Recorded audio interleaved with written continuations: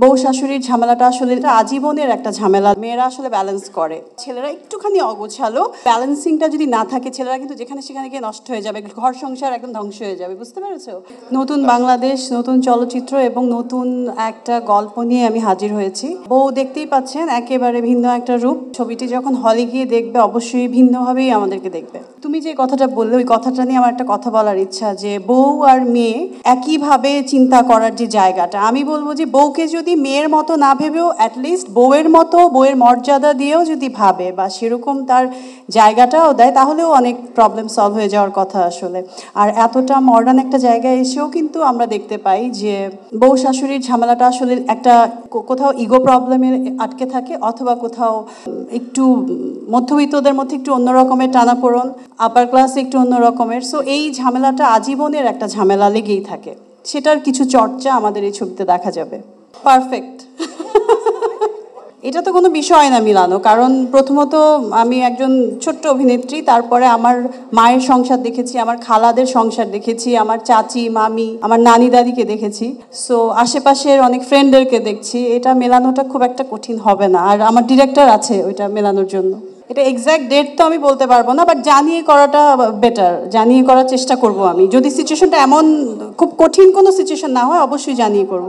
কাজ নেই, কাজ আছে, কাজ হচ্ছে টুকটাক। এখন দেশের আসলে অনেক ক্ষেত্রেই কাজ নেই, শুধু সিনেমার কাজ নেই সেটা না, সব দিকে একটু একটা ট্রানজ্যাকশন পিরিয়ড যখন যায়, সব কিছুরই একটু টানাপোড়ন থাকে, আপস অ্যান্ড ডাউন থাকে। সিনেমারও এরকম যাচ্ছে। অবশ্যই আমি সম্ভাবনা দেখি সবসময় সিনেমা, আমি খুব পজিটিভ একটা মানুষ। কত নাম্বার এখন মনে নেই, বাট একদম বউ নামে সিনেমা এটা আমার প্রথম।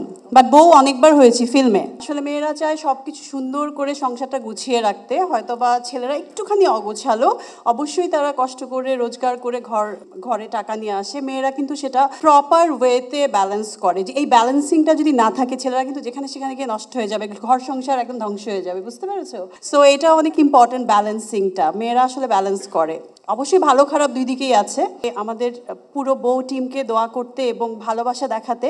ছোটবেলা থেকে আমি ফিল্মের কাজ শুরু করেছি, এখন পর্যন্ত করে যাচ্ছি। তো সবাই অবশ্যই যেরকম ভালোবেসে আমাকে এখানে থাকতে দিয়েছেন, এর পরেও অবশ্যই থাকতে দিবেন এবং আমাদের বউ টিমের পক্ষে থাকবেন। সাইমন তারেক ভাই, থ্যাংক ইউ সো মাচ, আপনি আমাকে বউ ছবিতে সিলেক্ট করেছেন। তোমার কথা বলছি না, কারণ তুমি তো পার্ট অফ ফ্যামিলি। ঠিক আছে, থ্যাংক ইউ সো মাচ। আর কবে মানবে? আপনাদের সামনে ভয় পাচ্ছে না সে? বাইরে নিয়ে ভয়ের কিছু নাই, যে আসলে অনেস্টি নিয়ে পথ চলতে চেষ্টা করে এবং অনেক স্ট্রাগল করে একটা জায়গায় আসে, তার ভয়টা একটু কম থাকে। Thank you so much. নতুন নতুন যারা আছেন, ফুল টিম এত সুন্দর একটা গল্প ক্রিয়েট করেছে এবং আমাদেরকে যারা অনেক অনেক সাপোর্ট দিয়ে যাচ্ছেন, তাদেরকেও অনেক অনেক শুভেচ্ছা, ভালোবাসা, কৃতজ্ঞতা। সবসময় ফিল্মের সঙ্গে থাকবেন। খারাপ ভালো সময় থাকে, আপস অ্যান্ড ডাউন থাকে। অনেকে অনেক সময় নাক ছিটকিয়ে ফিল্মে কথা বলে, আমার খুব খারাপ লাগে। আমার ফ্যামিলি ব্যাকগ্রাউন্ড এরকম যে ফিল্মের একদমই কেউ নাই ফিল্মের ধারে কাছে, কেউ ডক্টর, কেউ ইঞ্জিনিয়ার, কেউ আর্কিওলজিস্ট, টিচার। সো আমি একটু ব্যতিক্রম এবং আপনাদের ভালোবাসা আমি আজীবনই এরকম ব্যতিক্রম থাকতে চাই। সবাই আমার জন্য দোয়া করবেন, আমাদের ফুল বউ টিমকে ফুল সাপোর্ট দিবেন। Thank you so much, I love you all.